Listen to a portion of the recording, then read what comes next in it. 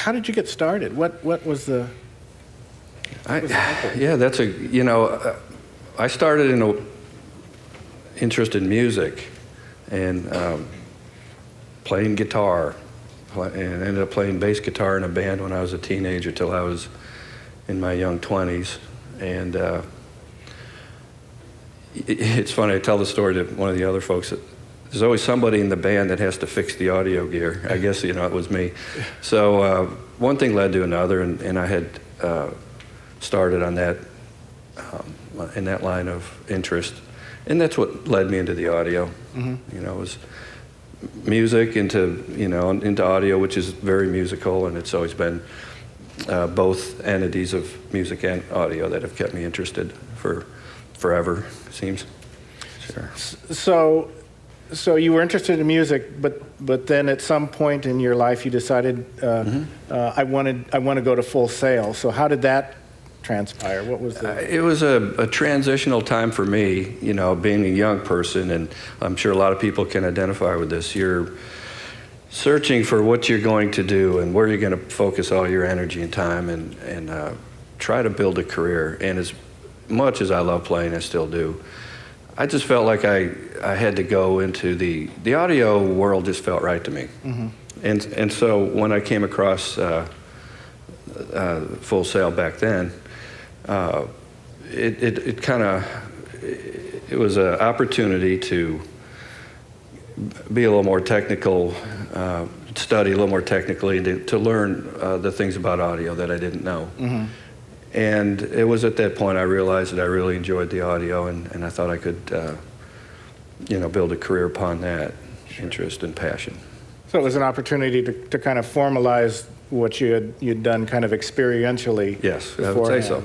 Yeah, I think I had done audio as well as I could, incorrectly in many ways, I'm sure.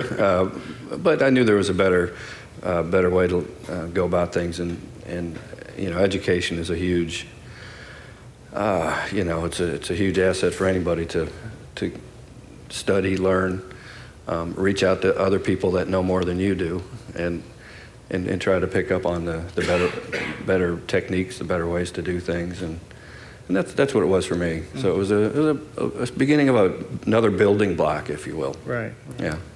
So then you came across Full Sail, and mm-hmm. How did you find it? And once you got here, how did you find, or what were your reactions to the curriculum? And I guess at that point, because it was mostly known as a recording school, and you were more interested in the live application of it. Well, and I think there was a part of me that didn't know exactly, mm-hmm. What audio path I might lead down. But back then, but it wasn't the program was not as big as it is now. The school was, I have to mention the Altamont Springs, basically a metal warehouse with, we had a chalkboard and everybody took notes, and that's how that rolled. But that was the, so what you're asking, but there were programs offered, and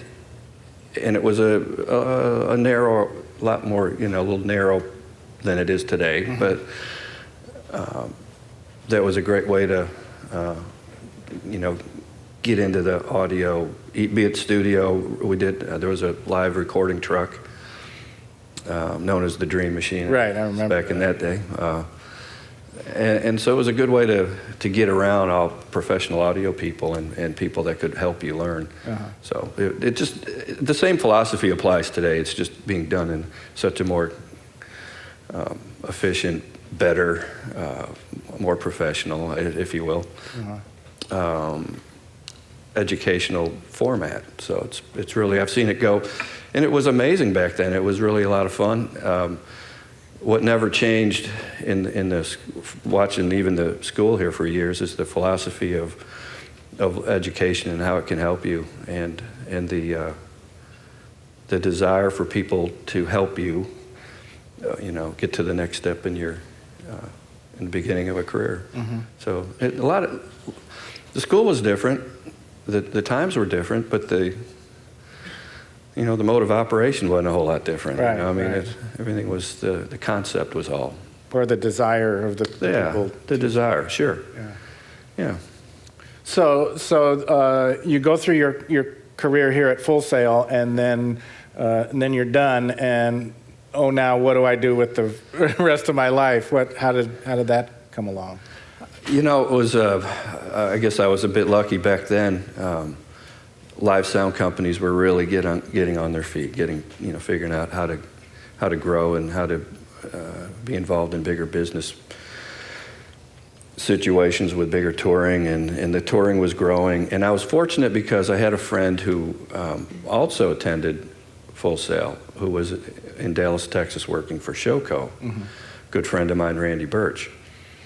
And he called me up and said, you might want to come check it out. And I flew to Dallas, and I went into the shop, and they sat me down at the bench and said, hey, we need to solder some mic cables, build some mic cables. And yeah, I can solder, I can do that. Well, it's just one thing led. I didn't even talk to anybody about getting hired yet. It was just, we got something to do right now. Can you jump in? Yeah, let's go.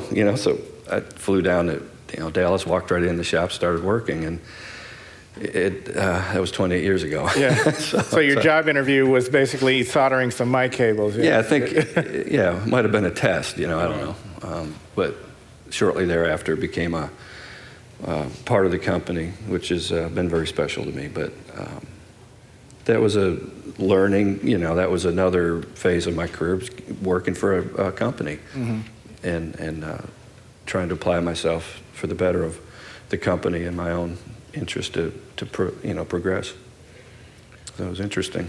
So your first years with Showco, then, were you on the road, or were you in the shop, or? I think I spent about, I would say, 5 to 6 months in the shop. Uh-huh. And the cool thing about that is you get to learn and know who the people are and see what we do and how we do it. And as things were getting busy on the road, having a person in the shop was convenient to put out on a tour. It was kind of by default. You're there, choose me, I'm here, So it was maybe 5 or 6 months at the most, and I started doing shows. Some touring. I think the first tour I did was a ice skating show with an Olympic couple, Torval and Dean, who won the '84 gold. And I remember them. I'm like you. So, yeah. So they put a big show together, and we were the audio company, and that was my first experience going out on the road. Yeah, it's fun. It was great. Working on ice every day was interesting too, but great bunch of folks. So when you went out on the road with the crew, how did you interact? What kind of advice would you give somebody when they're joining a new crew? How they mesh with the crew? What things should they look for? I think one of the key things to know is, no matter what you know and how much you've done, or how much experience you have, every time you assemble with a new production or a new team of people, you're starting from scratch again. You're learning about the people in that production environment. You're learning about the situation at hand, and you have to be. You're introducing yourself to new people all the time. When you work for this company and you're touring, you're going from project to project, and so you're really starting over all the time. Well, the only thing that you're gaining experience, but which will help you, but getting out there with a new production is you got to get to know everybody and you live with everybody. You're out there on the road, you travel in buses, sleep in buses, hotels on days off, and everybody gathers at the arena and you do the shows, you're working together. It's a very team-oriented environment. And it's not just the audio guys, it's all production elements. Sure. You got to be able to work with everybody. Yeah. So I say go out and make friends is a good way to start. Kind of. You got to be flexible. Be flexible. Don't be set in your mind how everything has to be. You have to be flexible to the situation and be able to. I always say you got to have a little extra sense, or maybe an extra. What do I call it? Have your radar antenna out so that you can scope out what's going on and handle issues or handle problems and be able to figure it out that in a good way that works for everybody. You know, that's my take on it.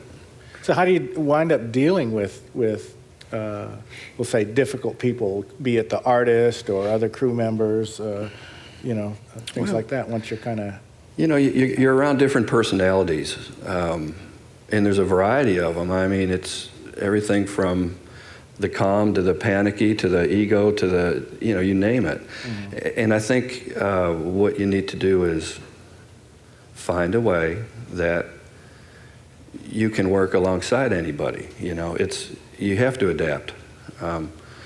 There's a human element in touring that will never change. They can make all the fancy gear, they can change this and that, but the human element has never really changed. So that interaction with people and how you do that is really, I think, the key.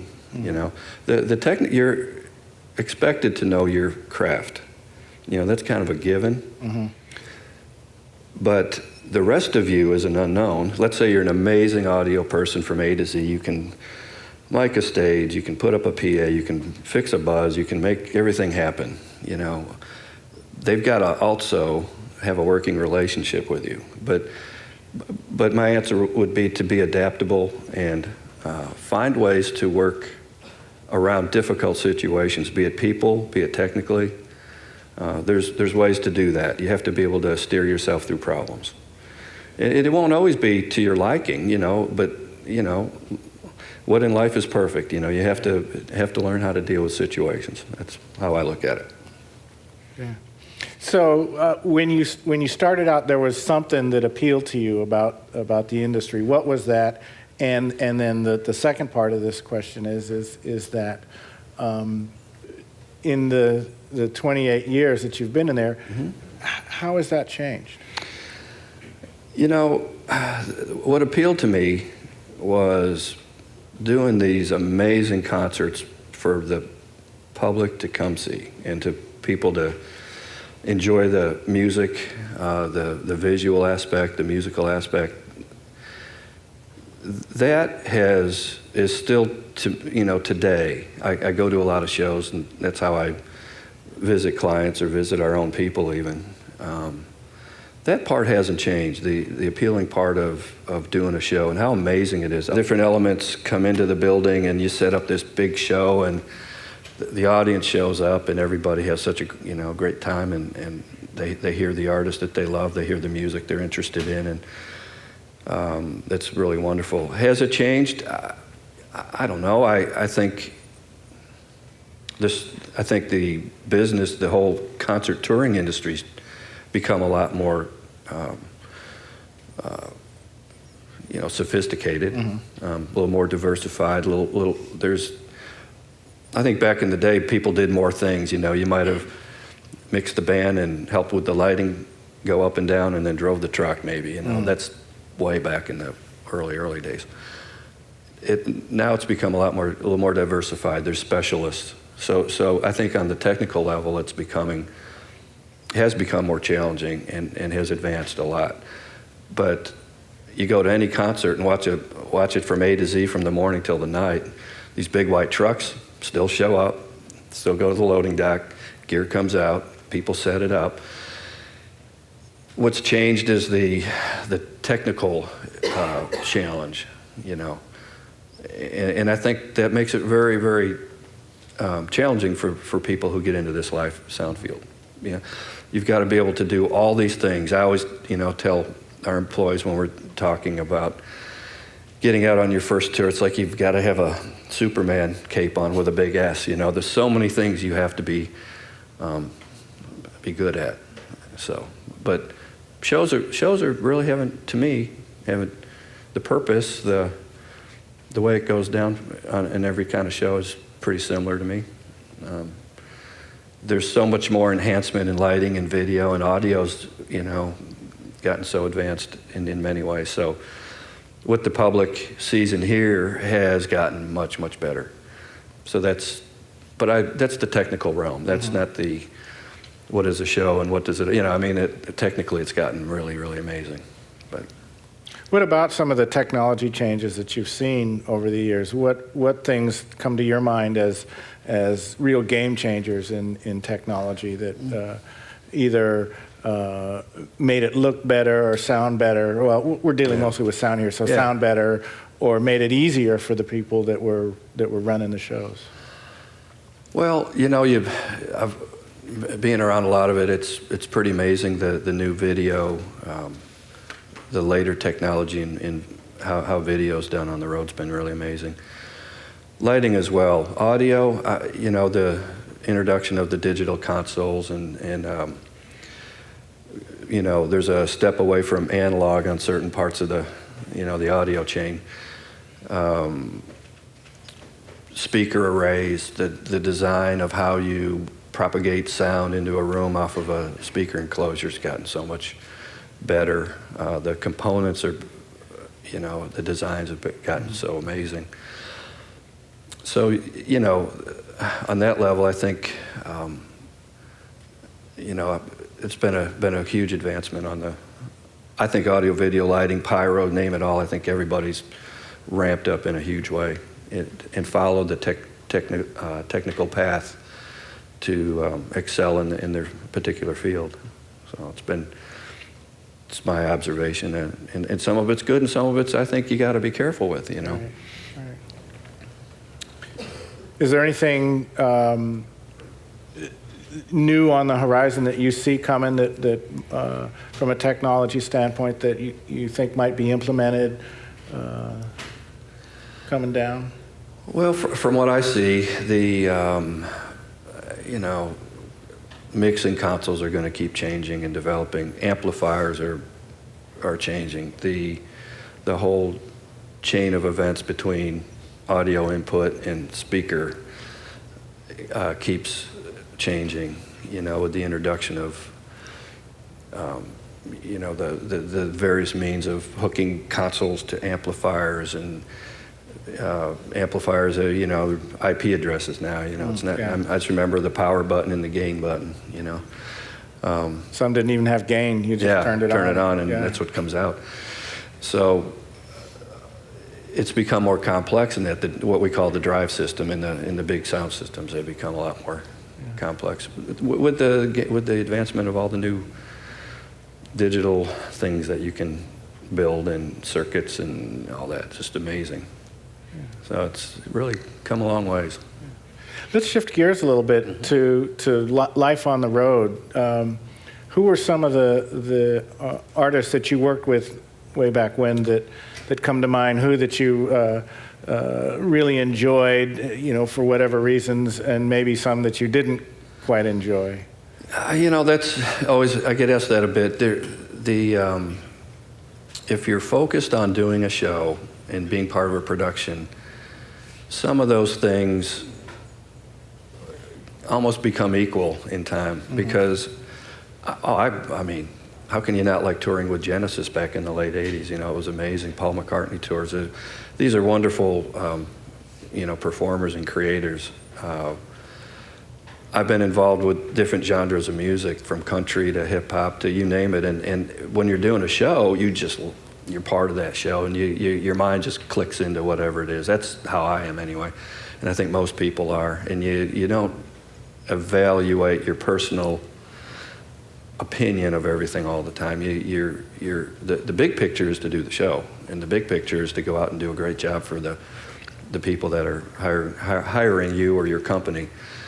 So you can sit. I mean, I've done tours with Eric Clapton and Carlos Santana, and I like music.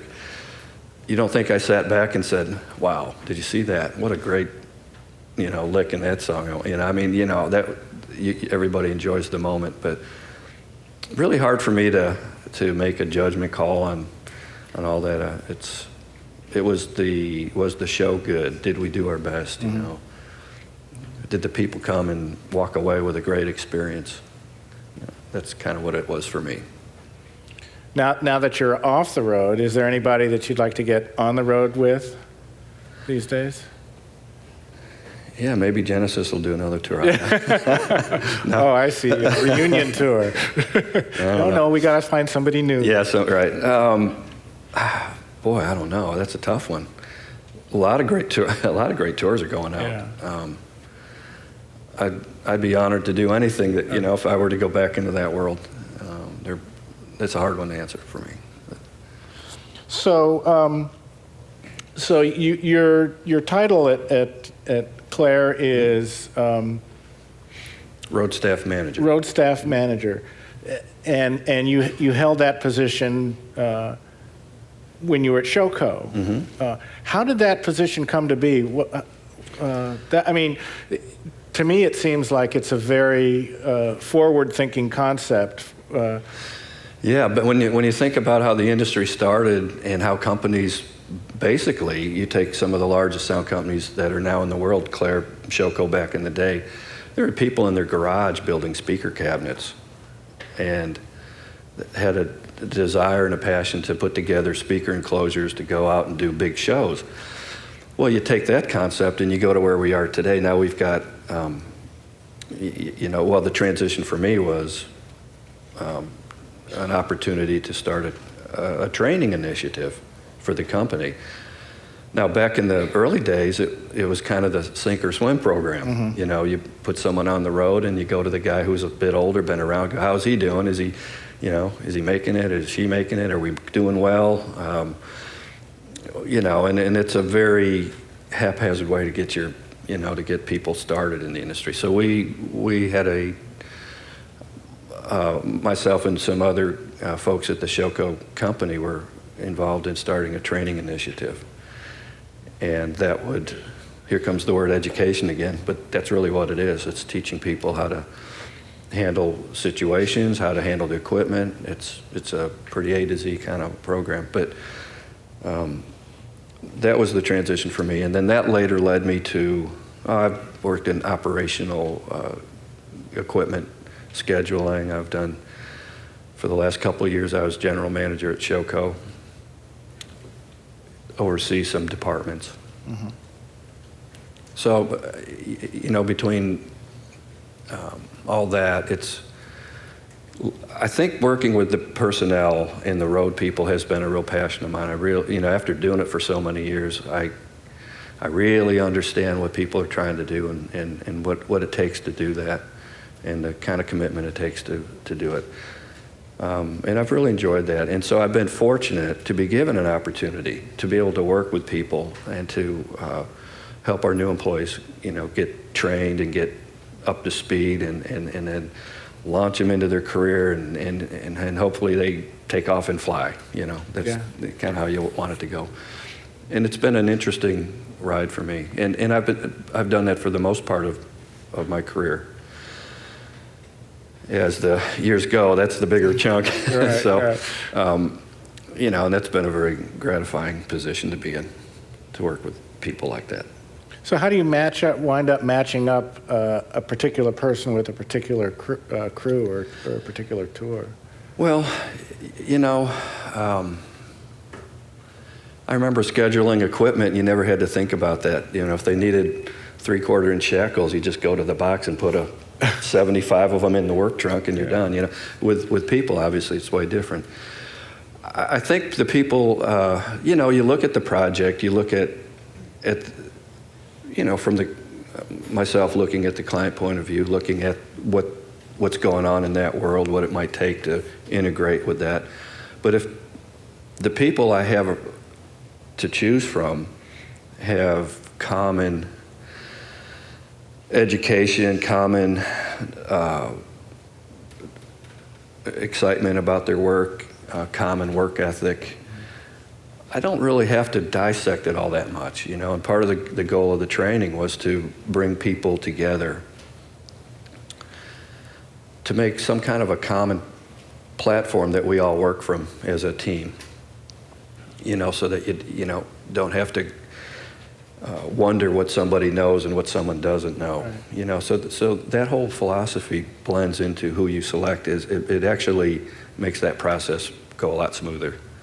There are times when you've got to go, this fella really doesn't like that kind of stuff, or, doesn't fit into that, or, very seldom though. There's times when you get into that thinking, but most of the folks that have risen to the occasion. They want to be there. I think they all deserve an opportunity, you know. Yeah, I've got a background in RF and IT, and I was just wondering how might I leverage that to get into this field? Live sound has become very RF heavy, if you will, with all the different equipment and all the, the whole world's becoming more RF oriented. I think that's a great field to study, to learn about. That is, I think people in our company that would deal with that would be in the monitor tech situation. But that's one thing to know. Once again, that part of technology is a really great thing to know, but it's the rest of it too, you know what I mean? So I think you just start as you need to learn audio and all the things. There's business out there, especially in the broadcast world, where they look for people that are very RF knowledgeable, where they have to coordinate 200 and 300 frequencies. How can you imagine being at the Olympics? Yeah. And all the RF coordination that goes on, it's amazing. So if you have that skill, or you really study and you really think that particular area is something you want to, I think the broadcast area is amazing.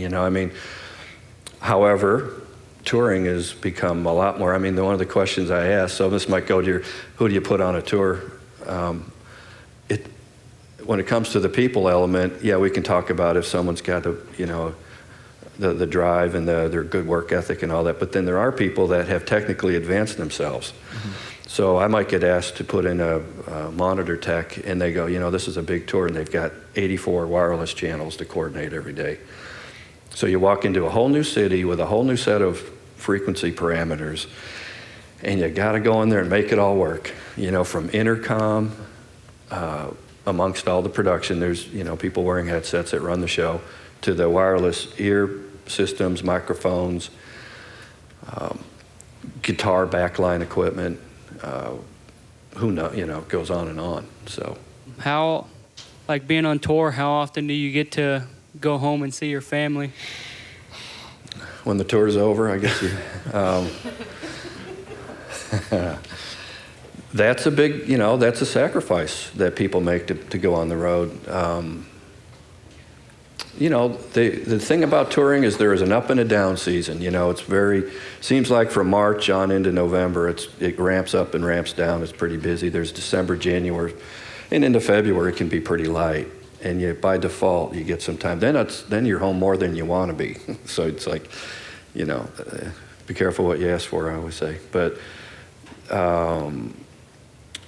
in a company like Clair, the scheduling usually allows for time in between just by scheduling. It's not even it's hard to plan. It's very, when you get a lot of activity and a lot of tours and people calling for, our service.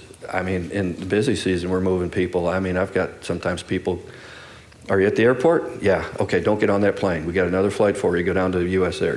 I mean, it gets that busy. We're just popping people around like, it gets crazy. But that's something one needs to, person needs to consider when they want to get into the touring field.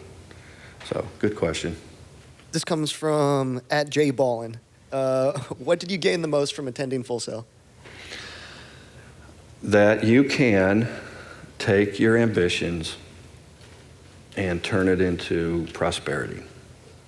That's the best answer I can come up with. Mm-hmm. That with some education and some applying yourself and learning, that there's a way forward. And like I said, that was a turning point in my life, going from one aspect to the next. Hello, my name is Andres. I'm the show production degree. I just wanted to ask, I believe like mostly the live production industry is full of people that's been able to build a career through work experience. But how do you think the industry appreciates like the knowledge we gain here at Full Sail once we graduate? I think they appreciate it when you execute and you show that you've learned and that you've got, that you've got some background and some knowledge of a topic.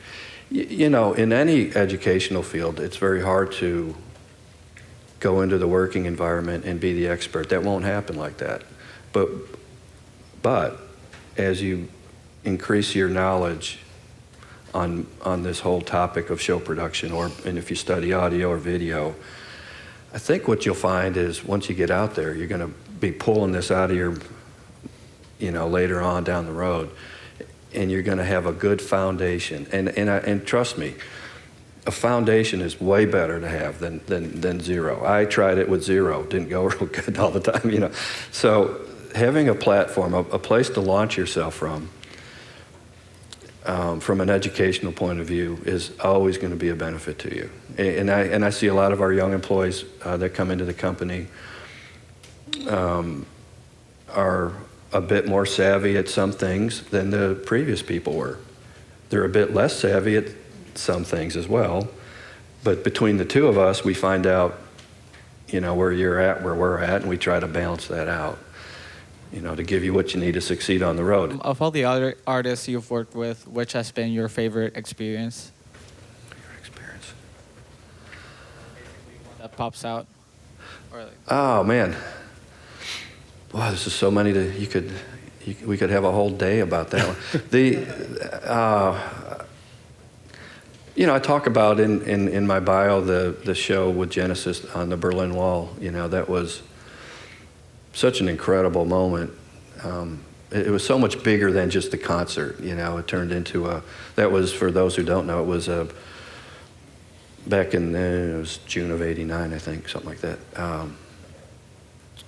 The concert was built an outdoor stage on the East Berlin side of the wall. On the West Berlin side of the wall, shooting out into a big field. And it was just so amazing to be part of that, because the people that were behind on the East Berlin side, before the wall came down even, were expressing their, they could hear the music, and it was lot bigger, than just us and doing a concert, I just had a lot of great moments being around the people. If not the artist, you're not hanging out with the artist, obviously, but being around the people that are involved in that whole, whatever show production it is, getting to know people and experiencing, that kind of a friendship. It becomes friendship after a while. You get to know a lot of people. And the industry is pretty big, but then again, it's pretty small. As you go around and tour and do many tours, you'll see a lot of the same people. The production manager that was doing this concert he's looking for other work. He found another one, and there's a circle, and it keeps getting bigger though. It gets to I don't know. Musical elements for me has always been a bit of a wonderful thing because of maybe my interest in music. But I remember doing a show with Carlos Santana in a bull ring in Tijuana, Mexico.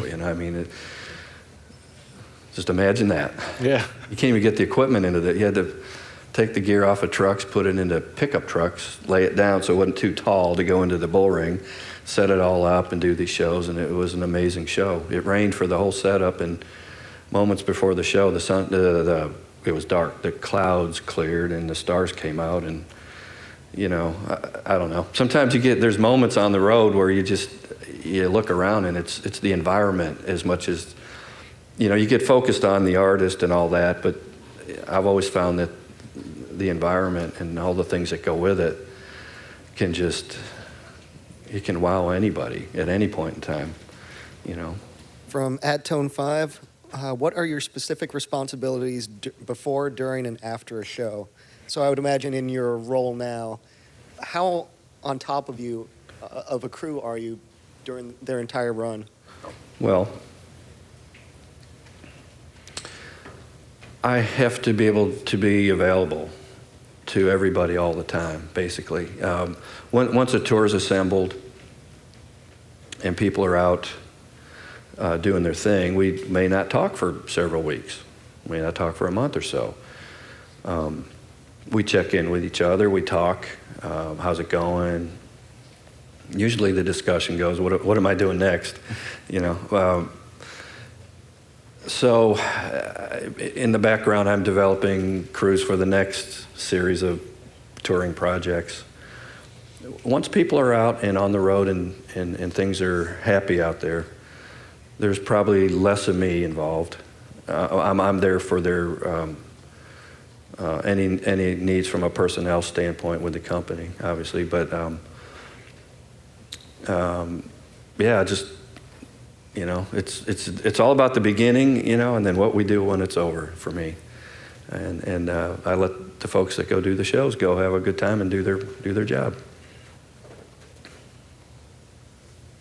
My background is in theater production, and like a lot of the companies that I've worked with, they've been kind of smaller crews, and so everybody would help with every aspect of load in and load out. Is that kind of how it is with touring companies, or are they more specified when you're doing the setup and tear down? I think the nature of it is more specified. However, there's always the team concept that comes to play. And people still help each other. You know, if someone's struggling or having if an audio guy has to help the lighting guy pull some 4/0 to get the show on, you jump in and do it. You know, it is still a team-oriented environment for sure. It's just a little more diversified in the bigger tours. But that's where it gets tricky. You don't want to isolate yourself from the rest of it. So I think the theory applies 100% as it does in a smaller show.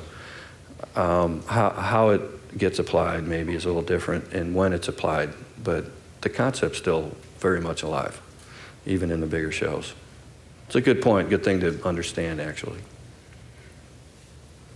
How you doing? Hey. I was wondering, for the different shows that you were on, like with Carlos Santana and Genesis, what exactly were you doing, like on those shows? In the beginning of my career, I was an audio tech. Helped get the gear in the door, put the PA up, mic the stage. That was the beginning portion of it. And then as time went on, I was a monitor tech. Went from there to the system engineer spot, which is one of our top positions on the road. So it was a progression. But whether I was, not the most experienced guy on the crew when I started, how can you be? So you start there, and then through time I ascended to some different levels of an audio crew. So so I've done all those things. So it just depends on what segment of time we were talking about. On those particular tours, I was an audio tech. I was hanging PA and micing the stage, doing whatever it took, So. Leon? Mm-hmm. We got another Twitter question for you from J Clutch 95. This is very specific. Do you remember working with Jason Brace? He's my instructor this month. I certainly do. Mr. Brace was at Full Sail, came and worked for us for several years, if not 4 or 5 maybe. I'm trying to remember. We maybe just a little got him longer. a few months ago, actually. He came back off the road and wanted to come back to Full Sail and instruct. And yeah, Jason was a great guy on the road. He was good. We miss him. So, but he's... You can't have him back. No, he's not for hire, I understand. But I'm happy for Jason because in his, let's face it, everyone's got a personal life, and when you're traveling a lot, it becomes difficult. And this is working well for him, as I understand it, and I'm happy for Jason. So, way to go, Jason. Before starting up on a tour and the scheduling process and stuff, like what challenges do you face during the whole scheduling process and getting everything ready to take out on the road? My biggest challenge is, to be honest, is giving clients people that they would like back that they had before. if you can imagine, clients come along and let's say they tour March and April, and then they don't tour, and then they tour again in November, December, and let's say there's 5 or 6 months in between these two legs of a tour. And they had people they liked. Because of such a people-oriented business, they want those folks. My biggest challenge is, can I deliver that and still keep the other person busy working? Or will they be on a project that will now overlap, and I have to go to them and say, you know what, I don't have Billy here, but I've got several other people that I feel confident in, and I have to go in there, and people have to walk into those positions, and they have to pick up from where we left off. That's a huge challenge. Plus the other big challenge when you're doing a lot of events and touring, you can't project. I can't tell you what we're going to be doing in June, really. And you go, how can that be? Well, that's kind of how the industry is. There's a buzz going on out there with people putting together projects, and you hear about, well, this person's going to tour, this band's going to go out. And you put your best guess together of what you think is going to happen, but you really don't know. So, it's like I'm playing football and my eyes are blind sometimes, and the goal line is moved, and then someone spun me around and got me dizzy and said, okay, now what are you going to do now? It gets that complicated. And so I have to study all the time the activity that could be coming up, the people that are available, who might go in a better place. I have to make judgment calls on who goes where at times, but that's the complexity of it. It's a real chess game some days, I'll tell you right now. And I'm more of a checker player, I guess. but it's interesting. It kind of keeps it moving along. And it's like that for, I'm sure, many companies and many even areas of the company, and even scheduling, equipment, people, any aspect of a company has to project the best they can, and that's very difficult. We do have clients we know are going out there. There are some givens, but you're always trying to get other business. You're always trying to get tours that are coming up for bid. We have to often bid on tours, and you don't know if you're going to get them or not. You have to see how the world turns out. So, yeah, that's it. Dissect that one in your mind a little bit, but it's tough. We got a question over here. Hi, how are you doing? How do you manage your time on tour, especially when you have a tour schedule? And how do you manage with the company that booked the artist? Let me see if I understand you. How do you manage your time on the road? Yeah. As maybe an audio person out there? Well, the day of loading a show in and out is going to speak for itself. You're going to be busy. There's downtime. Maybe there's a day off in between cities. And my advice is to sleep. Get some rest. Because the days are long. You might start at 7 in the morning.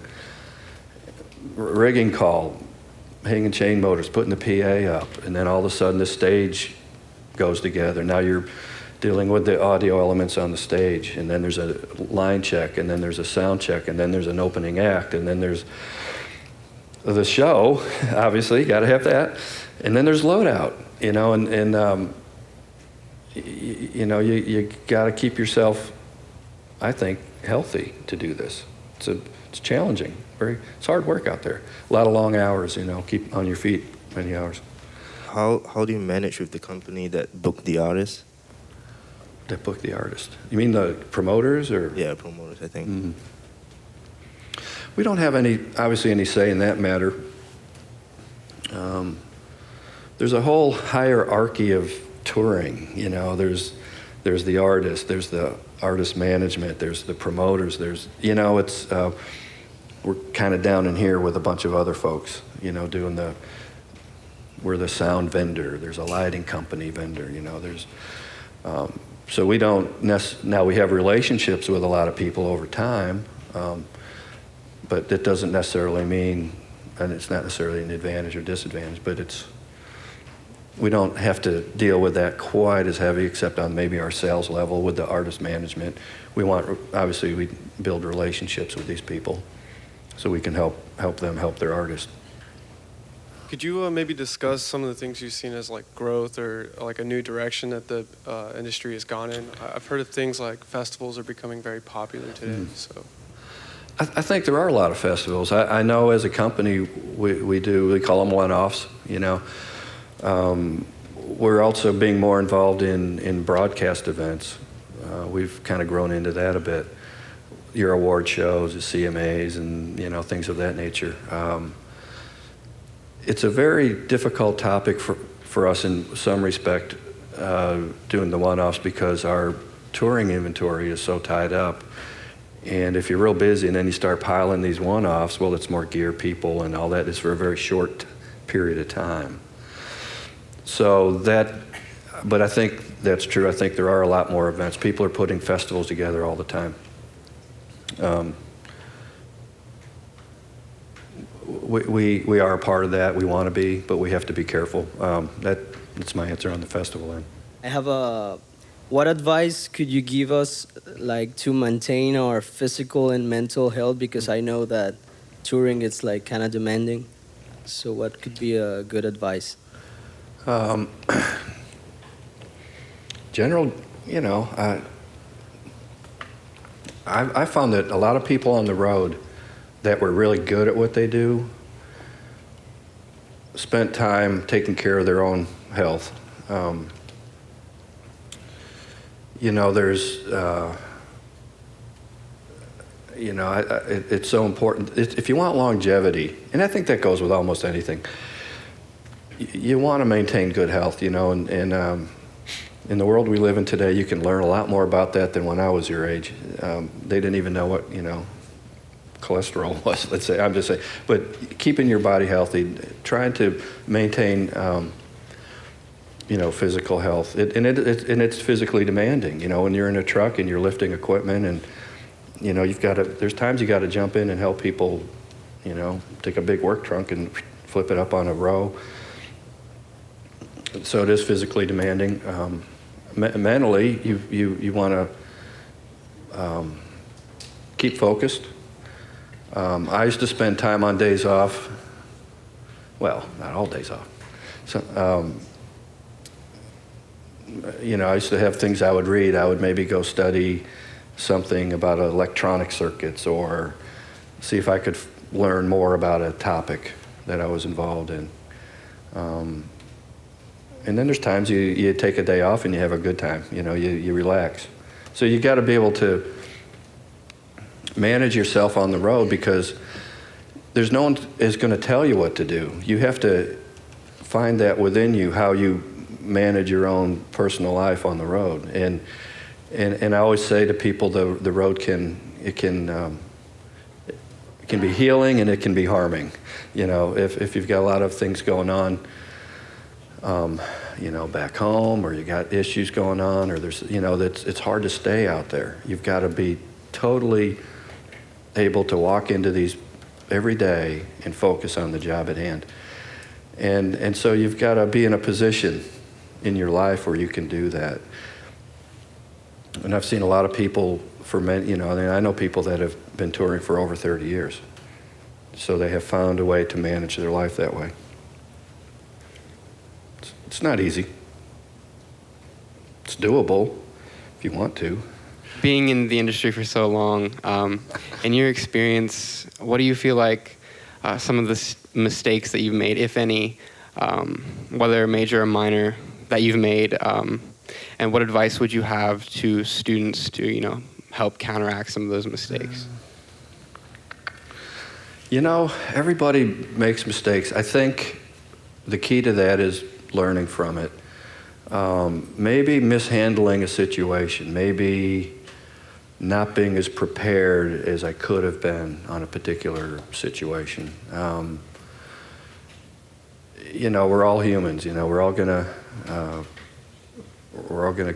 reach situations that we may not do the best at.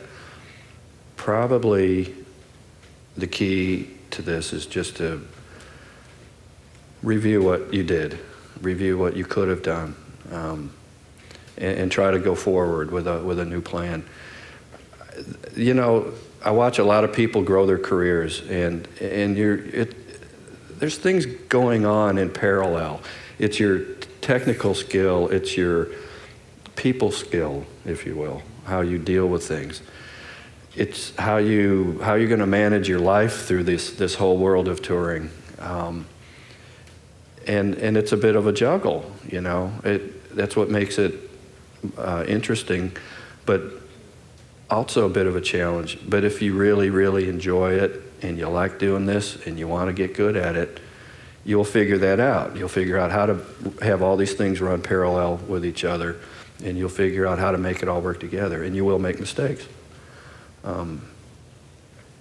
You know, there's simple things that you can do to help yourself, is be observant to what goes on, watch people that are good at it, at the particular craft, learn from other folks that have been successful. You know, you learn a lot by watching other people.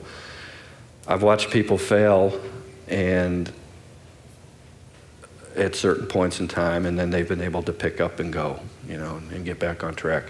And if you can't do that, then you're going to plateau in one area. You're going to have a hard time growing. So there's so much to say about that, but you just want to keep going forward.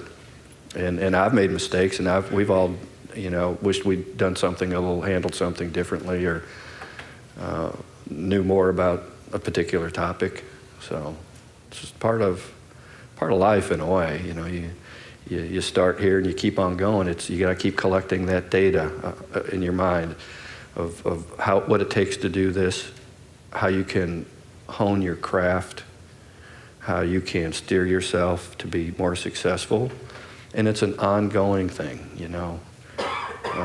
It doesn't ever stop. You know, I cannot learn enough about audio. You know, I'll be 57 in a couple months, and I keep learning about audio. I'm not your most technical guy anymore. I used to, you know, I can still do a lot of audio, but all I'm saying is I'm not studying Digico D10 console layout. You know, that's not where I'm at. But I keep up on the technology, how we interface equipment, so that I can know more about what the people around me need to know.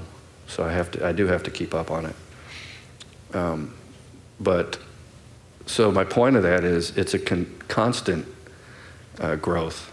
It doesn't stop. And if you make mistakes, or you find you have things that are setting you back from being successful, you want to look at yourself and you want to make a self-analysis. And then you want to go, well, you know, I could probably do this a little better. How does that guy do it? He's always working. He always gets clients want him back. He's successful all the time. What is he doing that I'm not? And you know, pride. Don't be too proud to go look at other people and other successful folks. Hey, how you doing? How you doing? For like a fresh, full sail grad, where do you recommend like to build their portfolio and like, you know, to get more recommendations for work for somebody just now stepping into the industry? What do you do? You mean, or what do you? Like, where do you recommend to start? Boy, you know, sometimes you start where you can, and I've told other folks, you know, people want to work for, okay, let's say you're interested in Clair, or there's our competitors. If you don't get hired, keep trying other doors. You know, you'd be amazed that the opportunities that are out there. You got to kind of look for them. In the audio world, you can go to companies, you can go to artist management, and see if they need bands that need help. Go to bands. Hey, you know, if they're in clubs, you know, I've done a lot of club gigs, and it's like, and I still like doing club gigs. It's like being back in the trenches where we started. You know, don't be afraid. You can learn a lot by some initiative to go do something that's presenting opportunity. whether it's a company with a 401k plan, it doesn't need to be right now. It needs to be opportunity that you can learn from, and you need to embrace that, and then that'll help you build your confidence. And then as you grow, you'll find other avenues. That might sound like a vague answer, but I just don't remember. Yeah, does it help? I mean, don't think of yourself as limited to a particular situation. Think of yourself as an opportunist, that you can go out there and find some opportunity that has an audio element that you can go get involved with and learn from. Now there's, the bands that are doing nightclubs, they're not looking for the expert, they're looking for help. Well, I used to use those opportunities to go, yeah, I'll go help you. I'll go, work for, very little money, but I'm going to learn while I'm there, and I'm going to help you guys do a show, and I'm going to be around all these different club PAs, and I'm going to start studying all that, and so opportunity exists out there. Exactly where you go, you have to follow your, there's a path that you'll blaze eventually, but don't be afraid to try something that is giving you a chance to learn, even if whatever level that may be. You won't go out and just start on the largest tour on earth. Before I worked for Shoko, I spent and before Full Sail, I spent so many years doing nightclub gigs, usually playing music, but I spent a lot of time in between doing gigs, doing audio, and it was whatever I could find, and you just use those opportunities to try to learn. How do you do things that you don't want to do? Like, give me an example.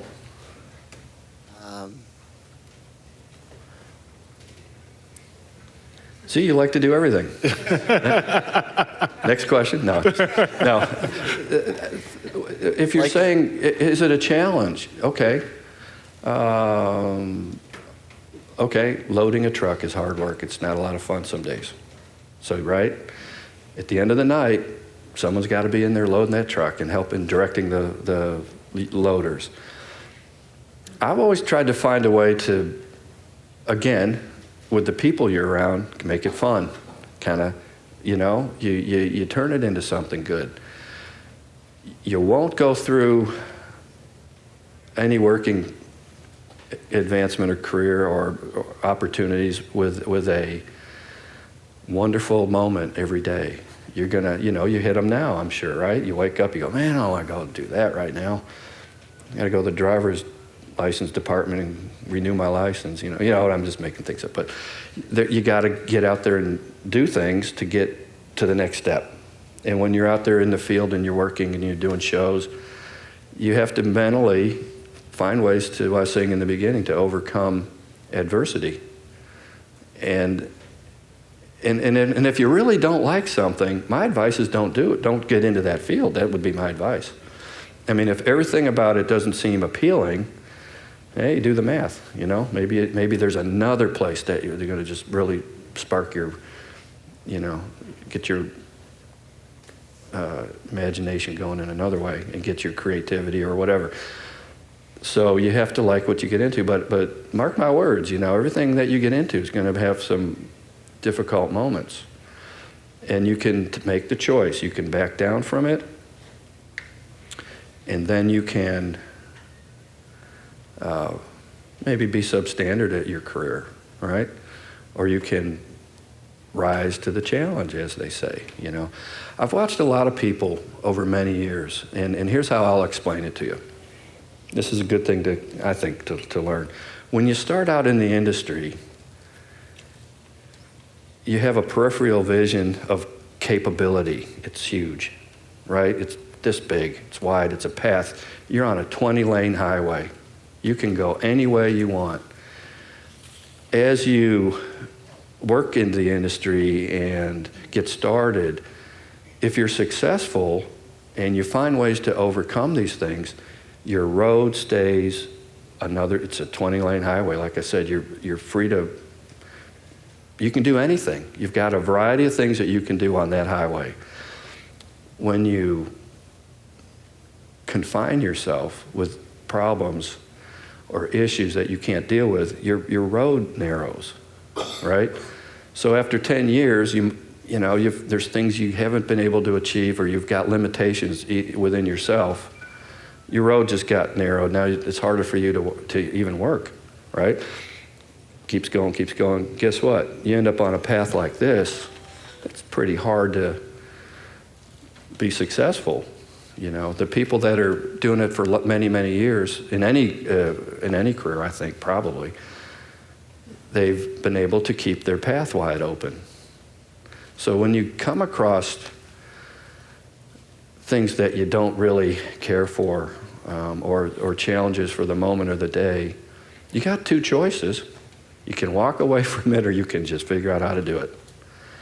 Think about it. That's really what the option is. And my advice is to try to figure out how to get around it and to work through it. You can always find something good about anything. There's many tasks out on the road. Pulling 4-aught cable out of a trunk with a couple stagehands in a blast, especially after doing it for 10 years.